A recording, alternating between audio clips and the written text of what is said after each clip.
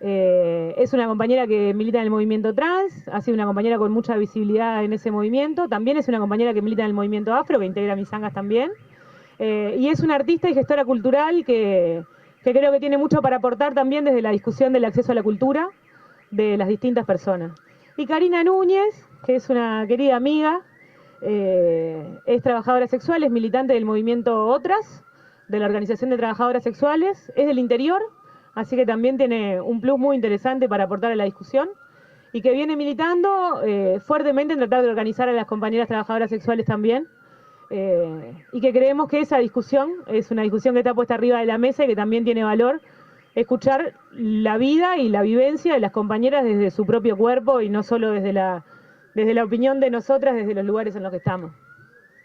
Un poco lo que venimos discutiendo y lo que venimos construyendo es como esta idea de si hay un feminismo para el 99%, ¿no?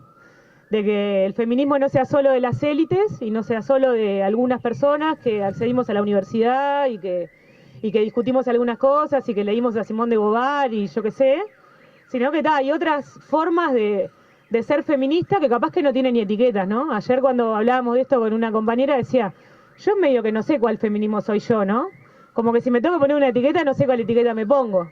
Y no sé si se trata de ponernos etiqueta, pero sí de reconocernos diferentes, de reconocernos distintas y de asumir de que históricamente, como en la izquierda, como en todos los movimientos, hay hegemonía. O sea, ¿qué decimos con esto de la hegemonía? ¿Qué queremos decir cuando decimos que hay hegemonía? Que hay algunas discusiones que son las discusiones que se dan, ¿no? Ahora lo decía la Eli en una conversa previa de quién marca la agenda del feminismo. ¿Qué es lo que discute el feminismo y quiénes tienen el poder de marcar la agenda? Y quiénes vienen batallando hace muchísimos años para dar discusiones que no están en la agenda. Entonces sí es cierto que la disidencia o la construcción sobre los bordes de lo que no es la discusión general aporta mucho a esa discusión general, ¿no? Y que ahora que el feminismo está puesto en todos lados y que a todo el mundo le importa el feminismo y que eso es una excelente noticia, también nosotras queremos poner arriba de la mesa que hay discusiones puestas arriba de la mesa y que hay compañeras que están haciendo planteos y que están dando discusiones que no son las discusiones hegemónicas y que no son las históricas discusiones liberales y que nosotras queremos construir un feminismo de izquierda, porque militamos dentro de la izquierda y porque creemos que mujer, raza y clase sigue teniendo muchísimo sentido como lo tuvo en los 60. Entonces la idea es, un poco con Eli, hablar del feminismo afro y ella que tenga oportunidad de explayarse sobre las cosas que pensó o que sintió en relación a la invitación. Lo mismo con Karina y lo mismo con Delphi. Que hablen, que seamos moderadas con el uso de la palabra para habilitar a las otras compañeras también a hablar, ¿no? No evitar los monólogos, pero que hablen y que digan lo que tengan que decir. Y que si pueden ustedes se anoten en el celular o que se vayan medio que anotando ahí las preguntas que les surgen. Por supuesto que es una actividad abierta a compañeras y compañeros, así que los compañeros también siéntanse habilitados de preguntar, de plantear, de discutir. Y capaz que como hay algunas discusiones que son picadas, hago una aclaración que me parece muy importante que tengamos como la altura de discutir la idea, ¿no? Y de no adjetivar y de cuidarnos en el sentido de que va a ser verdaderamente valioso lo que vamos a poder pensar juntas si cuidamos lo que plantea la otra y desde el lugar en el que lo plantea. Así que arranco, le doy la palabra a la Eli, que es la que tengo más cerca, y después seguimos haciendo rondar la palabra. Bueno, buenas tardes, gracias, primero que nada. Y bueno, estoy como media, le comentaba ahora a la Pata, que cuando me empecé a pensar un poco, bueno, cómo encarar hoy esta conversa, me quedé como cuestionando el término del disidente, ¿no? El feminismo disidente, ¿no? Y como que me empecé como a mosquear en este sentido, ¿no? Porque en esto de que el disidente es aquel que está al margen o aquel que está por fuera de lo que es el común. Y de alguna manera, bueno, las mujeres afrodescendientes siempre tenemos como ese lugar, ¿no? Primero que nada, también decirles que, bueno, que me siento muy, muy contenta y muy feliz de ser parte del IR, sobre todo porque, bueno, permite dar estas discusiones que para mí personalmente son fundamentales poder dar, para poder pensar a construir. Es necesario ponernos de alguna manera con todos estos temas desde el vamos, ¿no? Sino es como que estamos hablando de aquello de lo que es políticamente correcto, de lo que estamos acostumbrados, y sobre todo en esto del cuidado, ¿no? Del cuidado bueno, de cómo llegar, de cómo poder plantear determinados temas, de cómo poder socializar y sobre todo, bueno, esto, permitirnos el pensar colectivamente. A mí el término disidente me molestó en algún sentido, porque sentía que era como decir la categoría B o C, ¿no? O sea, esta cosa de que son feministas, pero son feministas de las de allá, de la punta, ¿no? Y me parece bueno, que eso, si bien estamos como muy acostumbrados, ¿no? Porque a mí porque se me dio por cuestionarme el disidente, pero en realidad siempre pasa eso, ¿no? De que, bueno, cuando pensamos en el feminismo, o cuando queremos ser políticamente correctas, bueno, generalmente hacemos, bueno, como esta cosa de mapear la bolsa de los raros, ¿no? Entonces viene una trans, una afro, viene una trabajadora sexual, viene la lesbiana, viene, ¿no? Y son las disidentes. ¿Y por qué tenemos que ser las disidentes y no podemos ser las feministas, ¿no? O sea, esta cosa de la diferenciación.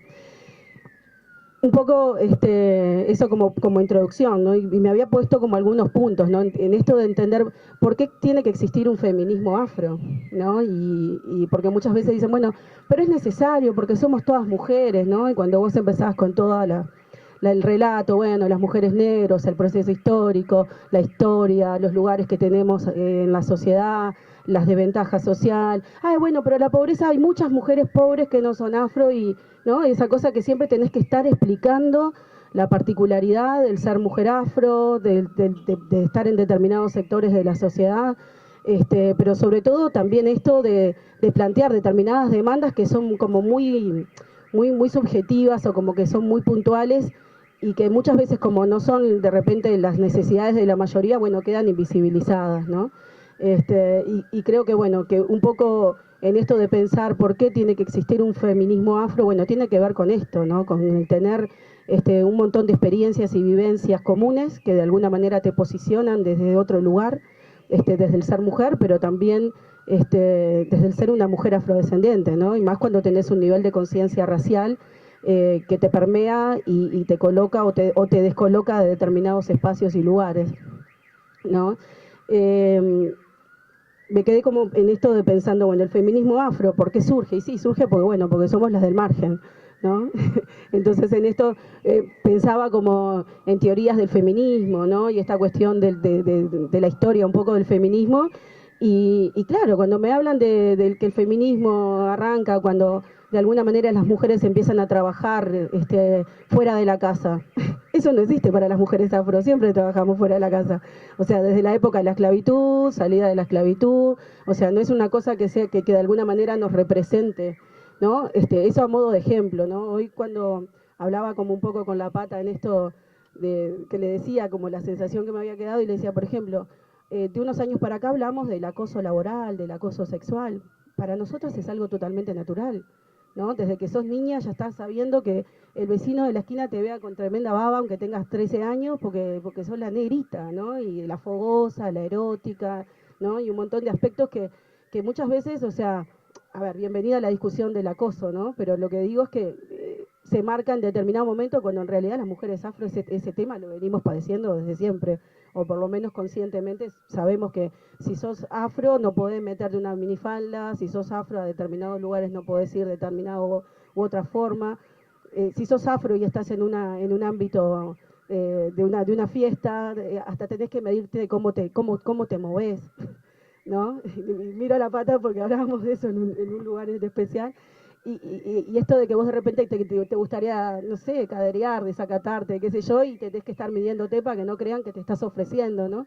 Y eso te lo da, bueno, ese nivel de conciencia racial, que de alguna manera, bueno, sabes que te posiciona en un lugar distinto, por ser mujer afrodescendiente.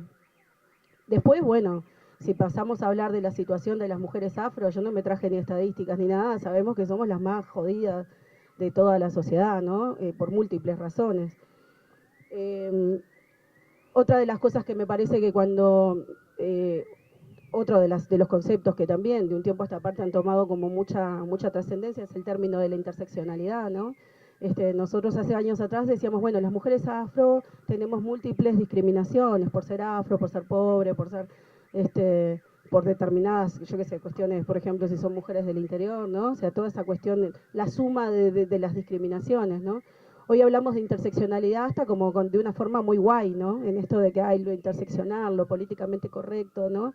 Esto de que, no, medidas interseccionales que de alguna manera vean las identidades y las múltiples identidades y parece que, viste, cuanto más pobre, más negro, más trans, más, serías el primero de la fila beneficiario, cuando en realidad eso no pasa, o sea, ¿no? Seguimos como que de alguna manera teniendo como muchos elementos que son políticamente correctos, pero que a la hora de traducirse en política pública todavía hay un gran debe para poder alcanzar, digamos, esos lugares que de alguna manera te corran de ese lugar de desventaja, ¿no? Porque sigue siendo la discusión de que si sos más trans o si sos más afro, ¿no? Delphi, se me ocurre, ¿no? Si sos más afro, sos más trans, ¿cómo te posicionás? ¿Sos afro primero, sos trans? O sea, nosotros nos han preguntado, ¿ustedes qué son primero, negras o mujeres? Cosas increíbles, ¿no? Que vos decís, pero y que tengo que repartirme, no entiendo, tengo que ser mitad negra, mitad mujer, o sea, es muy loco, ¿no? Pero también muchas veces para dar ese tipo de discusiones y para poder incidir en determinadas agendas, ha sido también, si se quiere, como un lugar de refugio el poder posicionarse como mujer afro, pero también, bueno, desde un lugar en donde vos realmente sentís que lo que estás demandando son tus propias necesidades o las propias necesidades de tu colectivo. Y nada, se me ocurre que en realidad cuando nosotros pensamos, bueno, ¿quién pone la agenda del feminismo, ¿no? Esto que ya se ha esbozado un poco, ¿no? Y cómo ponemos la agenda y en qué énfasis ponemos las cosas y cómo también la cooperación internacional incide y de qué manera vamos poniendo agenda o vamos generando cosas de acuerdo a dónde es que están los recursos para, ¿no? Y pienso, bueno, nosotros estamos recontra jodidos, o sea, si pienso en salud, necesitamos sistemas integrales que de alguna manera reconozcan las enfermedades de propensión étnica, ¿no? Me ha tocado desde la Intendencia lanzar un programa, que es el programa Afrosalud, y eso más allá de que fue como un manoseo desde el punto de vista de la prensa, terminó siendo prácticamente una guerra entre si somos el Ku Klux Klan negro o si queremos generar una acción afirmativa, ¿no? Y cuando vos decís acción afirmativa para los afrodescendientes, parece que fuera mala palabra. El Uruguay tiene una larga trayectoria de acciones afirmativas y nadie las cuestiona. Pero cuando vos querés impulsar acciones afirmativas para el colectivo afro, bueno, ahí empezás a notar las reacciones de todo tipo, ¿no? Las más virulentas, si se quiere, ¿no? Entonces, yo qué sé, si vos me decís, bueno, dentro de la agenda, ¿qué deberíamos priorizar? Y bueno, los temas de salud son fundamentales. ¿Por qué? Porque hacen o sea, el tener la información, el tener un diagnóstico en tiempo y forma te hacen claramente la diferencia entre la vida y la muerte para muchas personas, ¿no? Y eso, bueno, muchas veces cuando se plantean, bueno, no se ve como que sea una prioridad. Bueno, para nosotros es una prioridad, ¿no? Cuestiones que tienen que ver, por ejemplo, cuando hablamos de cultura, ¿no? Y ahora creo que la semana que viene va a haber un encuentro de mujeres de la música y disidentes, de nuevo lo mismo. O sea, siempre tenés que estar al margen para representar y para definir que estás ahí, ¿no? Y pensaba en la cultura, todos los aportes que tenemos, o sea, todo lo que ha aportado la cultura afro-uruguaya y en especial las mujeres desde ese lugar de transmisión de valores, ¿no? Y de transmisión, no, gracias, y de transmisión de cuestiones, ¿no? O sea, tenemos un montón de palabras de origen afro que nadie ni sabe que son afro, alfajor, mucama, mondongo, no sé, se me ocurren un montón de cosas, ¿eh? El quilombo, bueno, quilombo también. Tenemos un montón y que muchas veces, bueno, ni que hablar de la degradación de las palabras y del concepto, ¿no? Porque no sé si todos lo saben, pero quilombo es una palabra del idioma quimbunto que significa espacio de libertad, nada más alejado que una casa, ¿no? De un prostíbulo, ¿no? Pero sin embargo, bueno, aquella cosa de los negros que se juntan es un quilombo, ¿no? Y muchas veces, ay, me metí en tremendo quilombo, hice quilombo, ¿no? Y uno, claro, conscientemente vos decís, bueno, habría que dejar de utilizar ese término, ¿no? Pero muchas veces, bueno, esas muletillas y esas cosas, bueno, son parte del día a día, ¿no? El negrita, ay, negrita, ¿no? Esa cosa que decís, ¿por qué me tenés que decir negrita? No entiendo, ¿no? Ya uno te digo blanquita, ¿entendés? No quiero que me digan negrita. Y no es porque me sienta menos, no, es porque para mí el término negro tiene una clara connotación con un proceso esclavista que invisibilizó el ser humano, los seres humanos, las personas que vinieron esclavizadas, durante casi 4 siglos. O sea, por eso no quiero que me digan negra ni negrita, porque para mí se remite a eso, o sea, te cosificaron y dieras una cosa, ¿no? Y cuando uno plantea el término afrodescendiente, bueno, el afrodescendiente tiene que ver con esto, con reconocer que hubo un proceso de trata esclavista, de explotación, pero sobre todo reconocer que el Estado, de alguna manera, tiene que reparar la desventaja social que de alguna manera surge a partir de eso. Y creo que eso es fundamental tenerlo en cuenta. Porque muchas veces dicen, ay, porque a mí mi amigo no quiere que le digan afro y quiere que le digan negro, ¿no? Hasta eso, o sea, cada uno debería tener el derecho a ser llamado como se le antoje, ¿no? Ahora, si yo no quiero que me digas negra, no me digas, pronto, no me importa si tu amigo dice que es el negro Rada, ¿se entiende? Hay cosas como esa bueno, hacen parte como de esa diferenciación, de esa vivencia cotidiana, ¿no? Insisto, con el tema de la cultura, con el tema de la literatura, cuántas personas o cuántas mujeres poetas afro conocen? Bueno, hay un montón, hay un montón, ¿no? Recién el año pasado o el otro se publicó por primera vez una antología de poetas negras, de poetisas negras, ¿no? Y vos decís, bueno, parece que nunca escribieron. Bueno, hay un montón, si vas a buscar a nivel histórico y si vas a buscar, por ejemplo, lo que era la prensa de principios del siglo XX, bueno, había como una larga trayectoria de gente que escribía, que tenía revistas, que había boletines, que había de todo. Bueno, eso se invisibilizó, no existe. ¿No? Parece que nada, que venimos de la jungla y estamos para tocar el tambor, para bailar bien el candombe, y nada, y siempre tenés esa cosa. Me pasa en la secretaría, ¿no? Me ha pasado, la coordinadora soy yo, ¿no? Un mecanismo de equidad racial, o sea, que no debería sorprenderte si hay una persona afro coordinando o de alguna manera llevando adelante eso. Bueno, ese son el tipo de vivencias que de alguna manera te posicionan desde un lugar distinto. Voy a ser más corta, pero bueno, yo creo que hay un montón de lugares y un montón de espacios en donde poder generar incidencia y sobre todo desde qué lugares posicionar esta perspectiva étnica o esta dimensión étnica racial. Considero que, bueno, que el IR, y lo dije desde un principio, creo que es un lugar que por lo pronto se ha sentido como, yo lo he sentido como un lugar como muy respetuoso en esto de conocer, entender, ¿no? Y dar el espacio, ¿no? En esto de correrse y no que sean los otros los que hablan por nosotros, ¿no? Y eso es fundamental, o sea, parece obvio, pero no es tan obvio, ¿no? Esto de saber correrse y decir, bueno, a ver, el ABC de la política pública, de la acción afirmativa, es que los protagonistas sean los propios discriminados, ¿no? Sin embargo, bueno, eso es muy lindo, políticamente correcto, pero bueno, sabemos que en general no pasa, no sucede, salvo que sean los temas de los negros, ¿no? Esa cosa de ustedes, ¿no? Esa cosa así. Entonces, bueno, nada, bienvenida digamos, el espacio a la duda, bienvenido como el espacio al debate. Yo me quiero quedar por acá porque puedo seguir hablando horas y quiero darle la palabra a las compañeras. Pero bueno, nada, dejo ahí como algunas cositas como para poder seguir conversando. Gracias.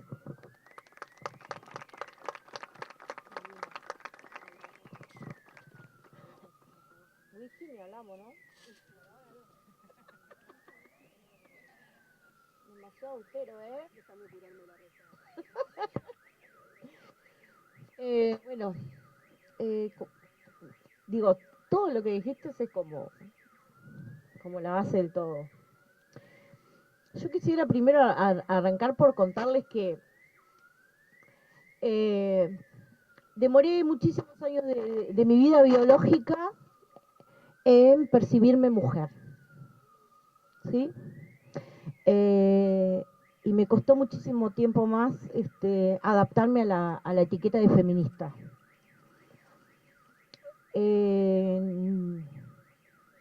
No sabía ni que era disidente.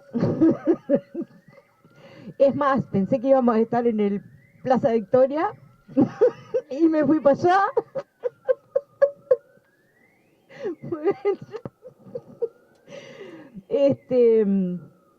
La mayoría de mis procesos como mujer empoderada lo hice en el interior del país, en donde les voy a contar y voy a ser completamente sincera con ustedes. Una de las cosas que por ahora me mantiene firme es que En mi pueblo ser feminista era ser, ¿cómo es? Alguien que fue a la universidad y que era torta. Entonces cuando vine a Montevideo, dije, me decían, no, porque tu forma de actuar es no, yo torta no, a mí me gustan los machos por ahora.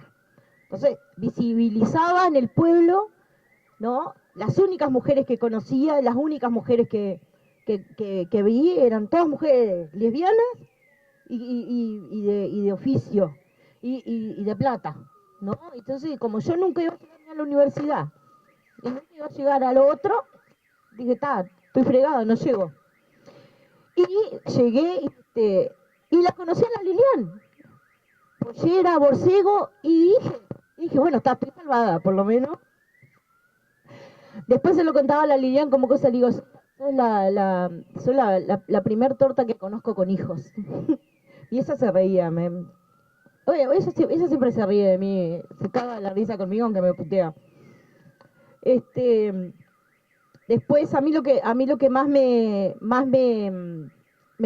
costaba de visibilizarme y llevar la etiqueta que me ponían de feminista era portarme como ellas esperaban que yo me portara, ¿tá? Porque todas esas etiquetas que me ponían arriba, además de las que yo ya traía, que ya estaba adaptada a ellas, que yo sabía que por ser puta, hija de puta, chango, no podía acceder a nada de esto, pero ya esas otras etiquetas que me ponían me elevaban un poquito más, pero hasta cierta cosa, porque ya cuando, desde mi forma de hablar, fueron una de las primeras cosas que chocaron y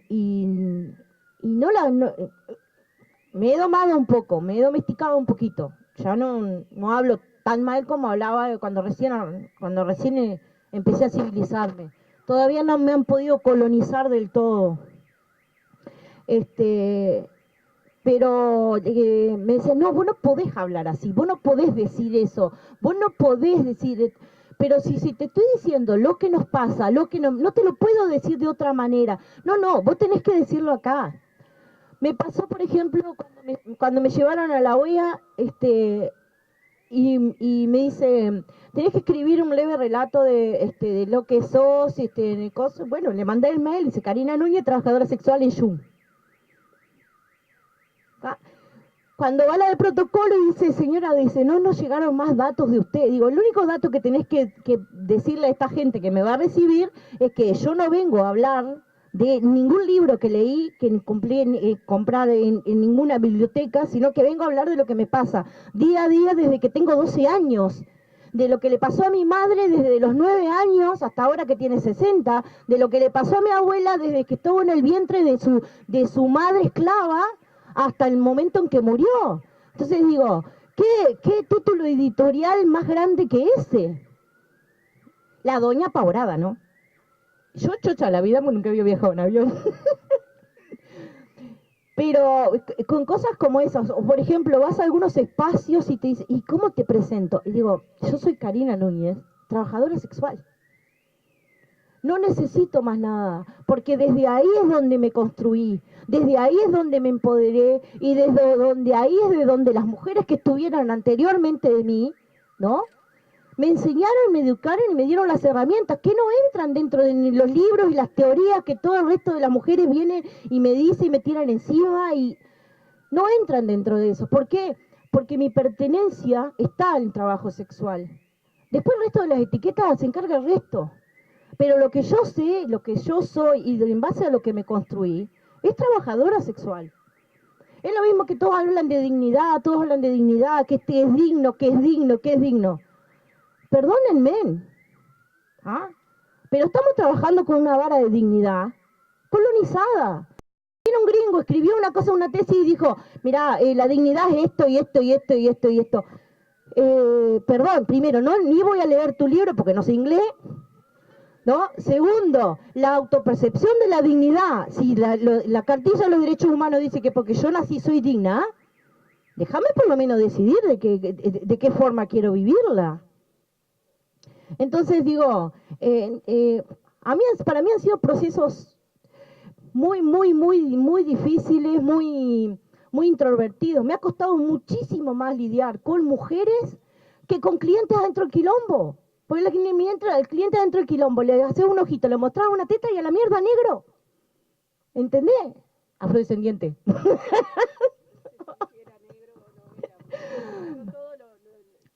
Sí, igual, lo de baja categoría es negro. No, perdón. Esto es con perfume. Estos son con perfume. Todos son perfumados. Vamos a elevarle la categoría por lo menos, si no, se me funde el kiosquito. Entonces, con las mujeres, con las mujeres que se dicen feministas, militantes por los derechos de las demás, si vos no encasillabas o no ibas con los parámetros, con las varas que ellas medían, digo, ya no, tu discurso no era válido, o lo que tenías para aportar no llenaba la cuota de lo que tenía que hacer.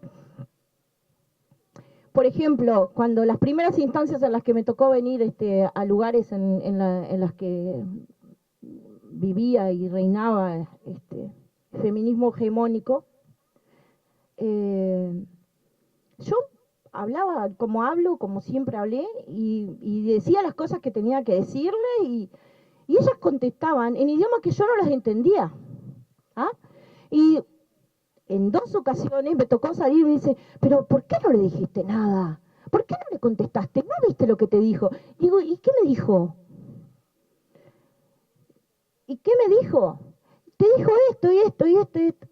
Digo, no, pero ella no dijo eso. No, pero esto significa esto y esto. Entonces digo, ella me rajaban a puteada, ¿no? Las otras que se decían sonoras y todas esas cosas, las aplaudían y se reían, y a mí, porque yo hablaba como yo sentía, como yo digo, y que se entiende clarito, ¿no?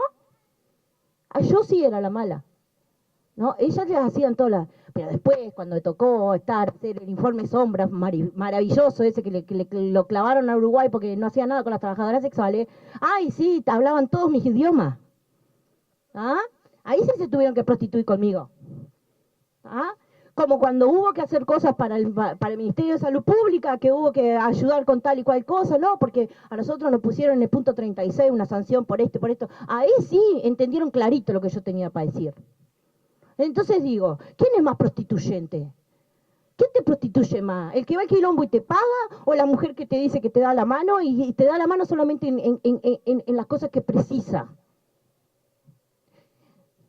Después, por suerte, me tocó encontrarme en un periodo de tiempo en el que encontré con mujeres que me vieron más allá de lo que era mi discurso, que me empoderaron más allá de lo que hablaba y de lo que decía, que se sentaron a conversar conmigo, que aprendí muchísimo de ellas, y que hicieron la diferencia. Hicieron tal diferencia, que el próximo año una de mis hijas va a ser la primera hija de puta de 4ª generación que va a venir a la universidad.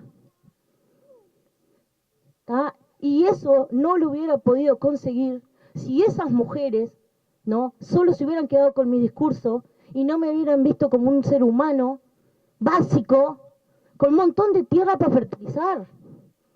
Porque de todos los dolores y de todas las faltas, de todas las carencias que yo tenía, siempre hay un espacio en donde sembrar una semilla. Y desde el confrontar y desde atusar al animal herido, no es la forma, gente. Porque si vos a mí me venís a decir como mujer que tenés privilegio, que yo te violento, yo te voy a llevar una noche a la parada para que vos veas lo que es violento. Te pego una paliza, pero te desmadro a mango y vos vas a saber lo que es violencia. ¿Por qué? Porque eso es lo que yo, en el mundo en el que me crié, percibo como violencia. Y no porque yo te diga, ay, antipatriarcal, son una manga conchuda que se ponen atrás de las teclas y no hacen otra cosa que moverse de ahí, no se mueven. No te dicen abolicionistas. Fui a un coso del AUTE y dicen, no, porque hay que abolir el trabajo sexual. Digo, discúlpame, ¿en algún momento vos hablaste con una trabajadora sexual? No, pero nosotros le digo, bueno, ¿sabes qué? Con vos ni hablo. Porque no da a discutir con alguien que ni siquiera tuvo la decencia de que si vas a hablar de mí, por lo menos vení a conversar conmigo. Odiame porque hablo mal, porque todo lo que me quieras decir, pero vení a hablar conmigo. Vení a acompañarme. Grandes tesis y grandes cosas se hicieron hablando del desempeño de las trabajadoras sexuales en whiskerías del interior. Cuando hablo con los gurises que hicieron el trabajo, le digo, che, gurises, ¿cuál whiskería fueron a...? No, hablamos con el director de tal área del que fue a hacer... Le digo, hiciste una bruta tesis, ¿no? De un Google Maps. Entonces digo, en eso es lo que se han basado. Y bueno, ni qué decir las que durante todos estos años han estado trayendo dilemas de otros lados, han estado trayendo discursos de otros lados, ¿no? Y han estado haciendo políticas de Estado para poblaciones, haciendo políticas. Han estado limpiando el traste con la Constitución, que en la parte que habla de nosotras, ¿no? Invisibilizándonos totalmente, sin ni siquiera venir a molestarse a hablar conmigo, porque en Uruguay no soy la única trabajadora sexual. Si no quieren saber de trabajo sexual, no hablen conmigo, pero vayan a los territorios, conversen con las compañeras, no se queden con lo que yo les digo, ¿no? No se queden con que yo hablo mal y que esto y que lo otro. Vayan y hablen con las compañeras, que seguramente van a hablar mejor que yo. Entonces, cuando te chocas con todo eso y todo eso incide en tu cuerpo, te pones a pensar qué tanto bien me hace que esta mujer tan leedora, ¿no? Porque leer a veces no es saber, ¿no? Su parecer influya sobre mi vida. ¿Qué tan bien me hace ser congénere? Digo, no, ese tipo de cosas es lo que a mí me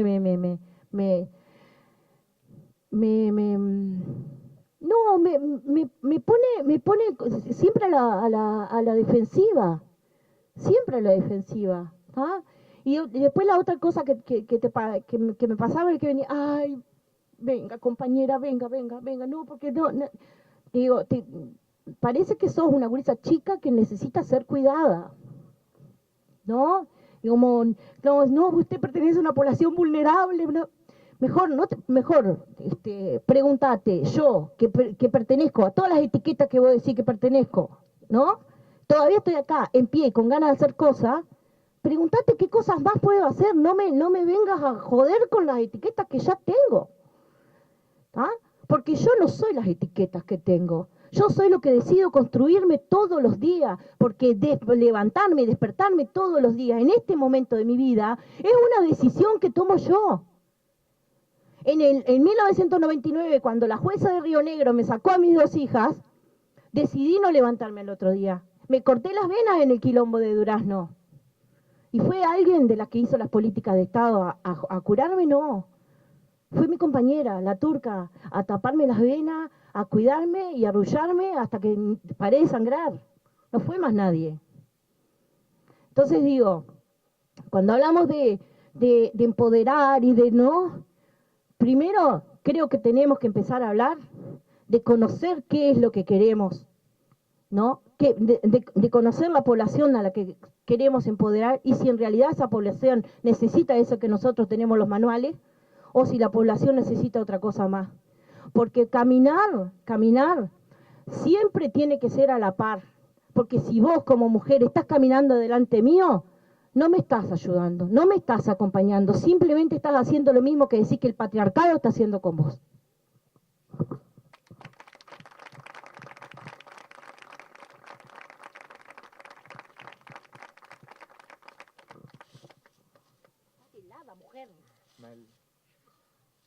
Hola, bueno, primero agradecer por la instancia. Menos mal que te amamos, Cari, porque dijiste quilombo como 40 veces. Esos no son quilombos, son puteros. Bueno, nada, en realidad yo quiero empezar como planteando, o sea, algunos temas que tienen que ver con la violencia que está como súper naturalizada muchas veces. y hay un artículo que salió ayer en Soy de Página 12, que es una entrevista al hermano de Cris Miró. Cris Miró era la primera travesti que se hizo conocida en los medios en Argentina. Y bueno, y un día fue a almorzar con Mirta Legrand. Y bueno, Mirta Legrand empieza diciéndole, no sé, mi amor, cómo tratarte. ¿Por qué? Dice ella. No sé, señorita, señor, no sé. ¿Votaste, no?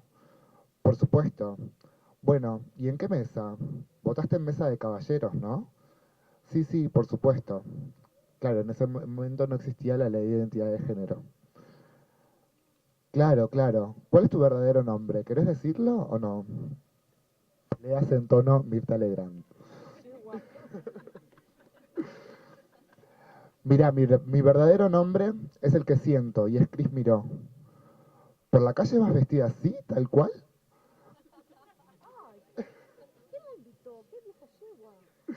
Sí, no vine en helicóptero. ¿Quiénes te dicen piropos, los hombres o las mujeres? Ay, qué pesada. ¿Sabes qué? Los hombres, por supuesto, y las mujeres también. Sorpresivamente me esperan a la salida del teatro las señoras con los maridos para conocerme. Sí, para felicitarme. En este momento no hay una vedette más sexy, más mona y más sensual que Cris Miró, ¿no? ¿Esta es tu voz natural? Sí. No sé si te molesta que te haga este tipo de preguntas.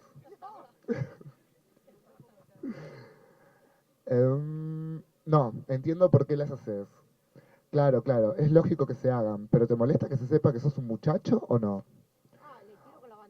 Bueno, después finaliza a lo último, último, como diciéndole, eh, recomiendo igual que lo vean este artículo, después lo voy a pasar. ¿Y vos pensás que alguna vez en tu vida puede revertirse la situación? Es decir, bueno, no quiero ser más mujer, asumo mi condición de hombre, de muchacho. Me caso, tengo hijos y bueno, cambia la cosa. ¿Vos crees que pueda suceder? Y ella le respondió, disfruto tanto de mi vida que no creo que vaya a suceder. Em, Ese tipo o sea, primero es como muy interesante cómo de alguna manera eso pasaba y pasa en realidad a través de los medios de comunicación, los medios como más hegemónicos que instalan eh, siempre como esa cosa de ponerte en un lugar, como hablabas vos hoy de la cosificación, cuando no cumplís con eso de ser parte de la hegemonía, ¿no? Del ser sobre todo un varón cis, blanco, de clase media, que en esta cultura, obviamente, eh, nada, tienen como un montón de privilegios, está todo dado para que, para ese tipo como de identidades, no así cuando rompes con esto. En realidad, tipo, obviamente me parece que es como decías vos hoy, Pata, en la presentación, de que está buenísimo que se invite a los varones también a participar de esto y que puedan también plantear y debatir y hablar y todo, porque la construcción es con ellos también. Yo no creo en eso que tiene que ver con excluir a los varones, eh, porque creo que la sociedad, o sea, si queremos un modelo de sociedad que cambie realmente, y si queremos hacer eh, política, tiene que ver con todos y todas, ¿no? Las personas que integramos esta sociedad. Y de alguna manera también es como, para mí es necesario también saber qué piensan o cómo se posicionan también los varones en ese sentido. Eh, bueno, también en eso de excluir a los varones, nosotras las personas trans, las mujeres trans y las travestis, hemos sido leídas como varones también, y muchas, o sea, hoy hay un feminismo que se autoadjudica el nombre de radical, que también nos sigue leyendo como varones, Eh, y hay como cuestiones también dentro de ese, de esa estructura que tienen que ver con lo patriarcal, que tienen que ver con esa biología determinista, ¿no? Que fue planteada también por una hegemonía y por un poder médico que nos ha patologizado, que nos han demonizado y que nos han siempre querido como de alguna manera curarnos o volvernos a eso que decía Mirta Legrand. eh, y algún día te vas a arrepentir y vas a asumir que sos un muchacho. Y es como, ¿qué está diciendo ahora en televisión? O sea, reproduciendo un discurso violento y habilitando justamente a esa violencia que después se traduce en las calles. Eh, Porque trasladándolo a hoy, por ejemplo, en la discusión por el tema de la aprobación de la ley integral para personas trans, eh, discursos como el de estos políticos que iniciaron esta acción del pre-referéndum, eh, habilitaron también al odio. Hubieron compañeras que han sido violentadas en la calle justamente por personas que estaban avalando ese tipo de discurso, diciéndoles tipo te vamos a sacar la ley, puto de mierda, no sé qué, y ese tipo de cosas. Eh, Obviamente, hay un montón de temas como a tocar que me parece, no anoté, así como vos, no soy tan prolija, y me pierdo un poco, pero me parece que es como... Préstame. Eh, no, que me parece que es como súper súper importante como poder plantear de alguna manera o tirar como algunos disparadores, sobre todo, para poder hablar entre todos. Me parece que también estamos una construcción que es colectiva y estamos aprendiendo. Yo también me estoy deconstruyendo un montón de cosas, o sea, nadie creo que tiene la verdad absoluta en nada. Eh, y bueno, y también, obviamente, soy eh, parte de este sistema, soy una persona que muchas veces soy patriarcal, muchas veces soy hasta racista también, por no tener una conciencia desde siempre, ¿no? Desde el día uno, de qué significaba también el ser una negra en esta sociedad, que es racista, que es un país también donde hay un discurso donde el racismo no existe, como si fuera no sé, como si fuéramos negras acomplejadas, que venimos a decir, hablar de un cuco que no existe. Y la verdad es que una vez que te das cuenta de eso, es como ir contra una marea enorme que es casi como imposible. Y sobre todo me parece que es como imposible en la soledad. Obviamente que siempre hay que estar construyendo con otros y con otras y por eso a eso quería llegar. Em, Después, por otro lado, está obviamente que esto de las interseccionalidades, eh, como se plantean hoy, no sé si es de la mejor manera, pero creo que, o sea, tiene que pasar por justamente, eh, creo que hoy la política o las políticas públicas están pensadas también desde un montón de lugares, por ejemplo, o desde la no participación en la construcción de los sujetos políticos que están involucrados en esa política pública.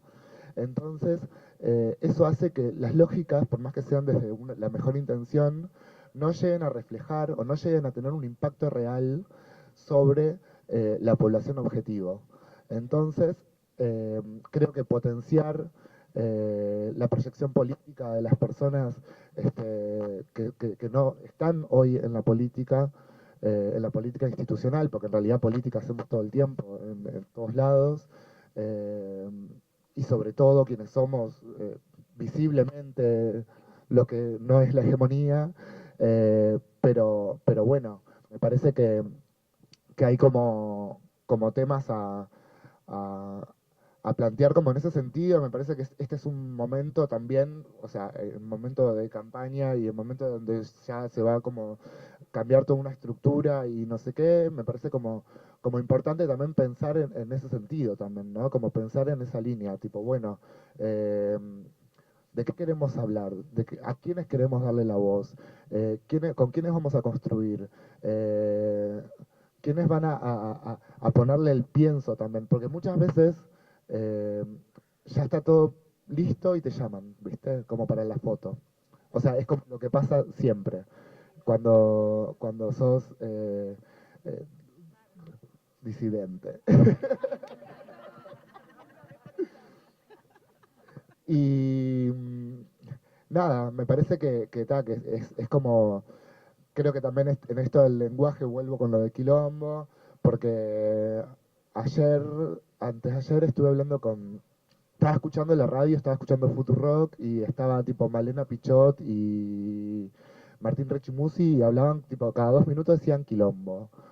Entonces, tipo, le escribía a señorita Bimbo y le puse tipo, che, amiga, ¿qué onda? Claro, tipo, y tal, y le expliqué un poco, me dijo, tipo, ay, gracias, no sé qué, y ayer lo habló en la radio. O sea, era como, me parece que ese tipo de cosas como, me parece que es como plantear, que romper también con el lenguaje, ¿no? El lenguaje construye una realidad también. Entonces, me parece que señalar eso también, siempre obviamente desde el amor y desde un lugar no violento, siempre va a sumar y siempre va a ser necesario para poder, a partir de ahí, también empezar a considerar y a tener en cuenta esas otras voces que hoy no están, porque también es como, me dice, sí, yo desde mi lugar de blanca burguesa, no sé qué, muchas veces tipo no me planteo, directamente no me planteo cosas. Y nada, está bueno como empezar a pensarnos, a accionar. Creo que también el tema de la visibilidad, que es algo que se habló mucho, eh, por ejemplo, en el tema de la identidad trans, o que siempre se habla como de la visibilidad y la visibilidad, y es como tipo, o sea, las personas trans somos tremendamente visibles. Eh, no sé si necesitamos ya más visibilidad de la que tenemos. Creo que estamos recontra visibilizadas, sobre todo después de la campaña. Me parece que ya es momento como de la acción, es momento como de empezar a también a aplicar esto de la alternancia en el poder también. Y claro, sí, sí. No, no, ya te lo dije a vos. Y bueno, nada, me siento como re orgullosa de compartir espacio con estas personas tan interesantes. Son personas que admiro, que creo, porque si no creería tampoco estaría acá. Eh, y que tampoco nunca, o sea, yo nunca me proyecté políticamente desde la institucionalidad o desde lo partidario, eh, porque también hay como una cosa de que no, creo que no hay como una conciencia política, me parece, o no se está fomentando lo suficiente quizás eh, que las personas tengan interés en esto. Cada vez hay menos interés y creo que si pasa eso, perdemos. Yo no quiero que haya un gobierno de derecha que barra con todo y que vuelva a ser como era antes, porque yo me acuerdo, más allá de no haberlo vivido en la transición, pero sí, nada, mi madre fue criada desde los 6 años en una familia blanca de clase media y tuvo que dejar la escuela porque ya sabía leer y escribir y como era negra y ya sabía leer y escribir, ya estaba. Y no quiero que se siga repitiendo esa historia, que esa historia obviamente tiene que ver con ese tipo de pensamientos, ¿no? Cuando está en el poder el liberalismo y cuando se cree que el poder o con los lugares de la toma de decisión y los lugares importantes o la formación solamente es para algunos y no para otros. Y nada, eso, yo creo y quiero apostar a que... Gracias. Y quiero apostar a que podamos realmente construir entre todos y todas eso. Gracias.